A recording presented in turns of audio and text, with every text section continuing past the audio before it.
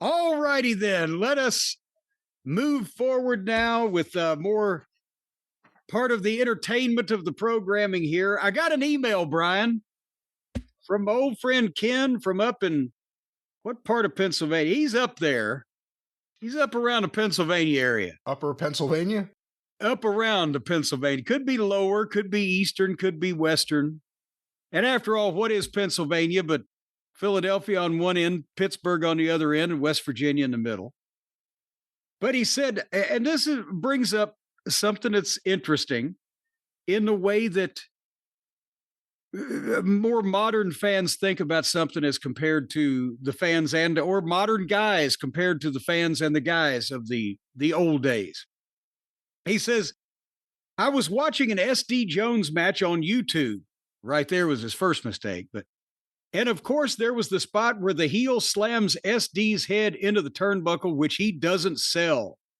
Jesse Ventura comments, well, that won't work on SD.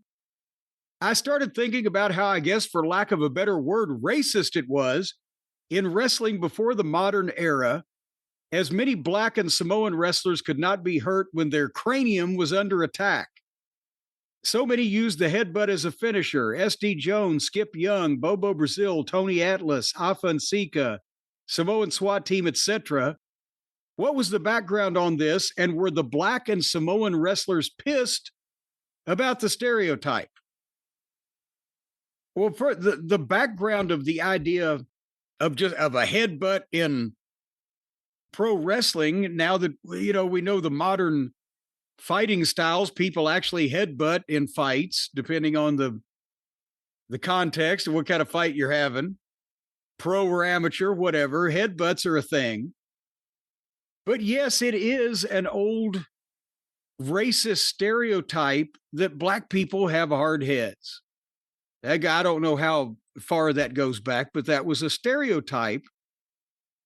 And obviously, in wrestling, one would think that was the reason why that so many black guys, Bobo Brazil wasn't the first, but he probably, because he was the nationally known black baby face that everybody knew and loved and used the headbutt as a finish, that he would have popularized it. But it goes back to, I'm sure, the 30s and probably farther than that.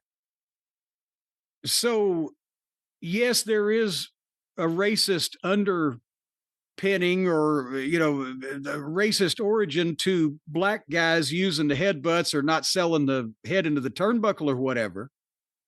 But as far as whether they would be pissed about it, this is the thing, Brian.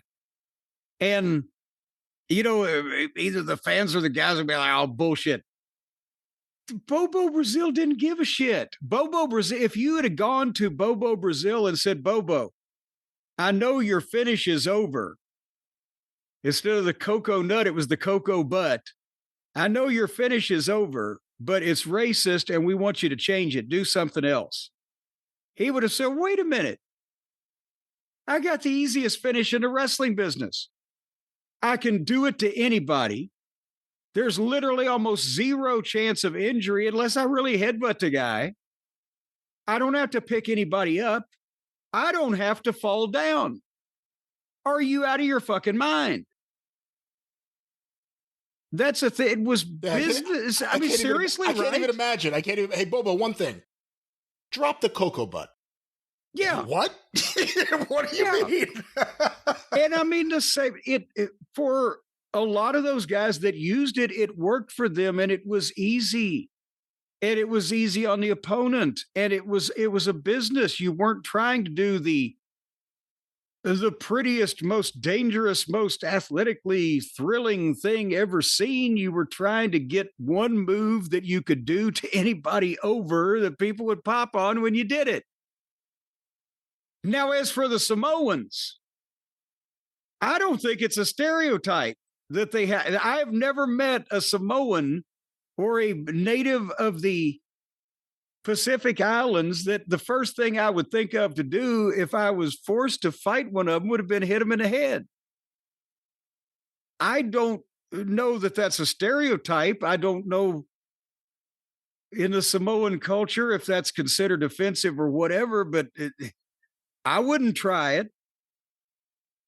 And so, I mean, they probably, that's probably something that they just said, well, fuck, if I was mad at a guy, I'd just hit him in the goddamn head with my head. But I'm willing to be corrected on that if that's also offensive in the Samoan culture. We have an email here, Jim, from Samoa, from Softhead Sam. He says, we're not all the same. There was that problem when they weren't getting enough calcium in the coconut milk back in the 50s, and an entire generation was born with soft heads. We do apologize for the error.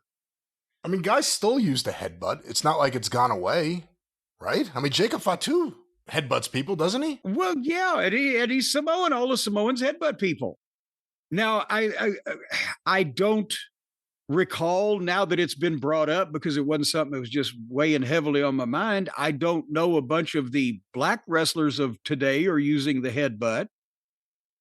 I know a bunch of the white ones that you wouldn't look at and say, well, I think he has a preternaturally hard head. They're using it because it's cool.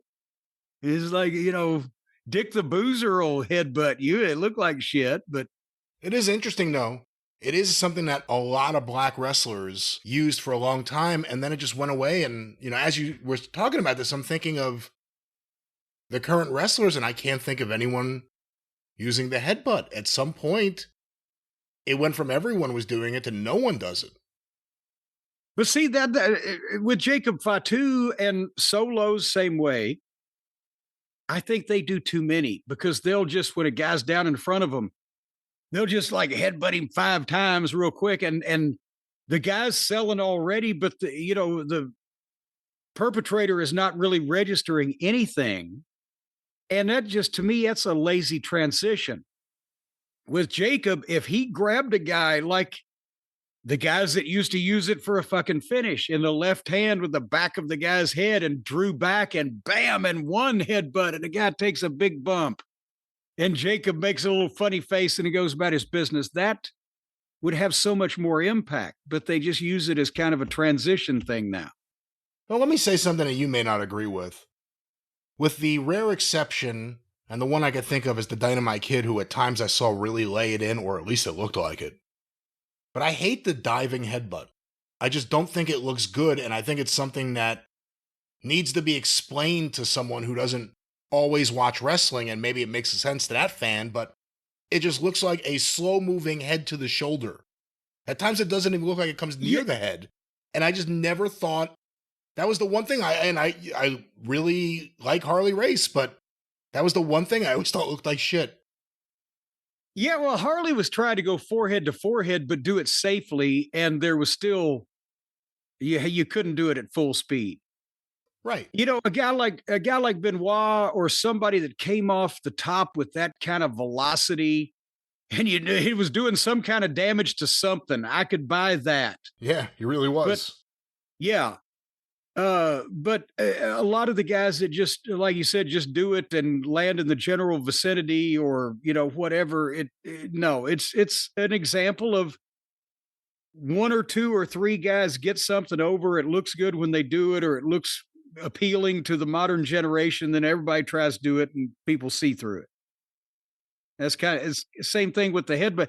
Ronnie Garvin was excellent with the standing, I used to call them the flipper headbutts, where he would just free, without holding your head, just freestand, and he'd jump up and headbutt you. And he had a good eye for it. And it looked pretty fucking good, but he looked like Flipper up in the air. I'd be at ringside. They call him Flipper. If you ever talk to WWF fans from like 82 or 83 who got to go to live shows, or specifically smaller shows, the most disappointing thing in the world was when the snooker match would end with like a headbutt from the second rope. As opposed to the Superfly splash. The guy would be down. You'd be like, oh, he's going to do the splash. And instead he would go like halfway and just do the headbutt. Well, that was his spot show finish. Because that's, again, even if it's a guy's trademark move, then you can't do the super fly splash 320 times a year off the top rope over a period of 5 or 10 years straight. And that's another reason why Bobo Brazil wouldn't have wanted you to take away his headbutt, because you could do that. But a lot of those guys realize that, there's no way I can do this. I'll do the splash in the garden, do the splash, the big show. I can't fucking do that 320 times a year or I'll cripple myself. Which the Dynamite Kid did it 320 times a year and crippled himself. If you were booking a wrestler who had a really crazy looking forehead, would you tell him to do the headbutt? Like, let's use your disformity. Yes, well, no, that was like King Curtis. That fucking, remember that head? He used the head, but Duke Myers had a goddamn head the size of a fucking deformed watermelon. And he did the headbutt, boom, and it was believable. It depends on the size of your head. I don't know if Danny Garcia needs to be doing a fucking headbutt. He looks like he'd pop like a pimple. Anyway, depends on whether you got a soft head or a hard head.